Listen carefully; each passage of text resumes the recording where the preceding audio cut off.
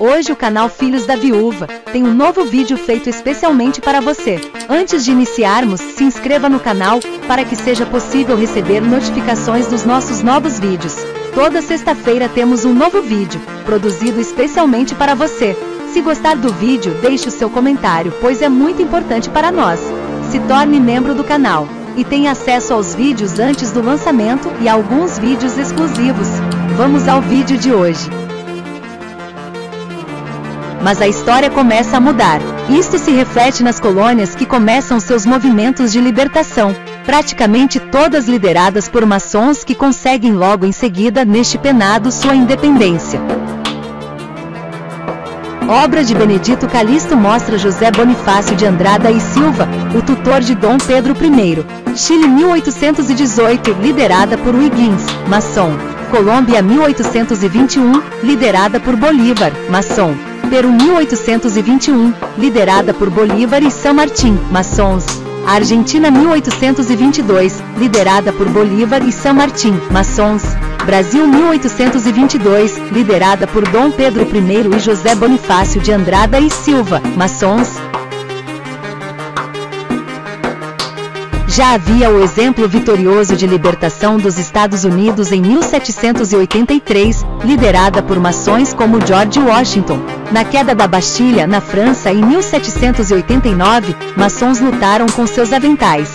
A maçonaria deixará de ser simplesmente inconveniente, passando a ter uma atuação concreta e objetiva e a receber condenações mais veementes da Igreja, embora esta não se considerasse diretamente atingida ou ofendida.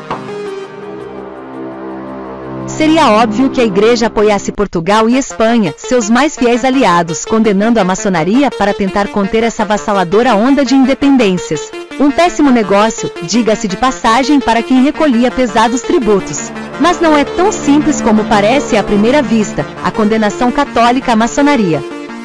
Começou com a bula in eminenti, com um caráter mais preventivo que coercitivo, se tornou opressiva a condenação quando politicamente a Igreja tentou ajudar seus mais fiéis aliados. Portugal e Espanha, como já dissemos até aqui, pode-se dizer que a Igreja Católica condena a maçonaria por motivações de terceiros. Ela em si nunca se sentirá ameaçada para que se justificasse a manutenção da condenação. A unificação da Itália é o maior dos motivos. Os verdadeiros motivos da condenação, sem dúvida alguma, resultaram da unificação da Itália. O trauma desse episódio não deixa certos setores da Igreja esquecer até os dias de hoje. A maçonaria foi considerada como um inimigo mortal por ter apoiado a unificação. Houve a época, a fundação da Carbonária, seita de caráter político independente da maçonaria, tendo como finalidade principal a unificação da Itália. A Carbonária tomara-se perigosa e prejudicial à maçonaria, pois era confundida com estar e colocada erroneamente no mesmo pé de igualdade, enquanto que na realidade não tinha nada em comum, nem nas origens, nem nas finalidades, nem nas formas. Os carbonários, para conseguir o seu ideal, matavam-se preciso.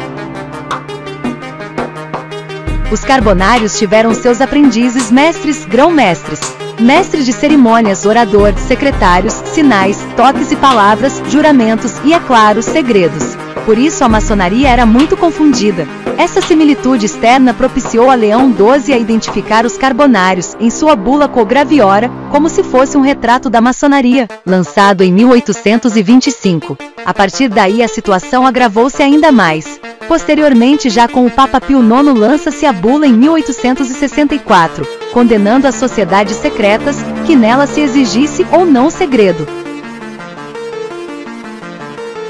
É proclamado o rei da Itália unificaria Vítor Manuel. A venda das terras desapropriadas da Igreja em 1867 foi apenas uma, entre várias medidas anticlericais. Mas o povo italiano queria a unificação. Para se ter uma ideia do anseio popular pela unificação da Itália, o plebiscito deu como resultado 456 mil a favor com apenas 756 contra. Os italianos não aceitavam outra capital que não fosse Roma. A essa altura, Pio IX já tinha lançado a Multiplicis Inter contra a maçonaria e a Carbonária como os inimigos do nome cristão que ousaram assaltar a Igreja de Deus, esforçando-se bem que inutilmente por arruiná-la e destruí-la.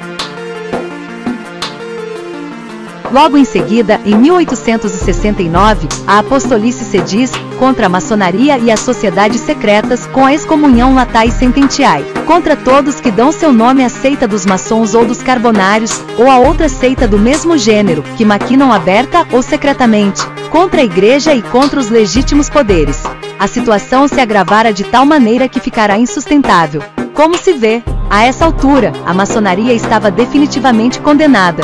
O grande motivo? A unificação da Itália, um ideal carbonário.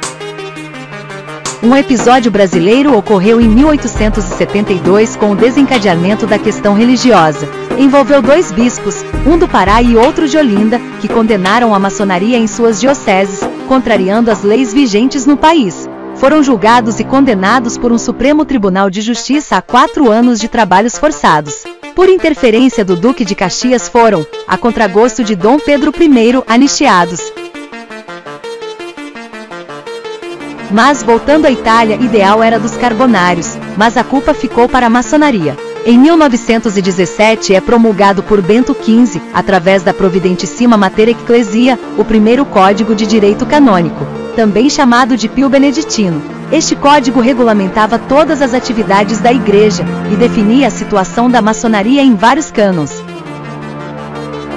Cânon 2335 Os que dão seu próprio nome à seita maçônica ou outras associações do mesmo gênero, que maquinam contra a Igreja ou contra os legítimos poderes civis, incorrem ipso facto na excomunhão simpliciter reservada à sé apostólica. Com esse cânon ficaria estigmatizada especificamente a denominação maçonaria, bem como caracterizada a sua pena, a excomunhão.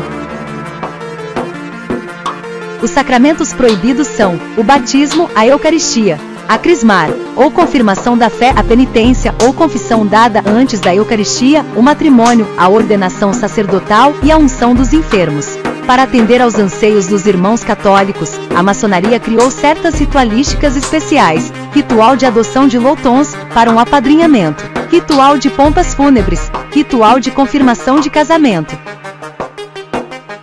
Ainda na questão Itália, continuava pendente a questão romana, que seria finalmente decidida por Pio XI e Mussolini com a assinatura do Tratado de Latão em 11 de fevereiro de 1929, criando o Estado do Vaticano. Acabava oficialmente o poder temporal do Papa, ficando restrito ao Vaticano e apenas 44 mil metros quadrados, e reconhecia a posse política de Roma e dos Estados Pontifícios. Em 1959, o Papa João XXIII, ouvindo clamores, anuncia a revisão do Código Pio Beneditino. Ventos de paz sopravam forte entre a Igreja e a maçonaria, havia um clima de boa vontade entre as partes. No entanto, devido ao absolutismo da cúria, a burocracia papal em Roma, que durante séculos ditara as normas da vida católica, foi ainda restrito.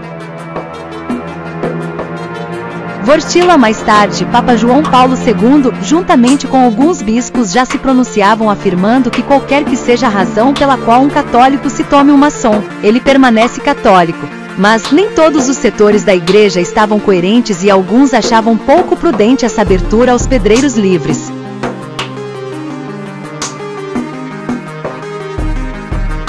O maçom e carbonário Giuseppe Garibaldi, que lutou na unificação da Itália. Em 1983 e promulgado por João Paulo II o novo Código de Direito Canônico. Com o cânon 1374 fica excluído o nome da maçonaria e também a excomunhão. No entanto, um comunicado de doutrina da fé, aqueles mesmos que nunca fazem nada de produtivo para a humanidade e se consideram os senhores da razão ditando as normas da vida católica, mantém a recomendação de que os inscritos na maçonaria incorrem em pecado grande, ficando impedidos de receber a Santa Comunhão, mesmo contrariando a vontade papal. Finalmente, agora recentemente, o Papa pede perdão a tudo e a todos que porventura a Igreja Católica tenha atingido.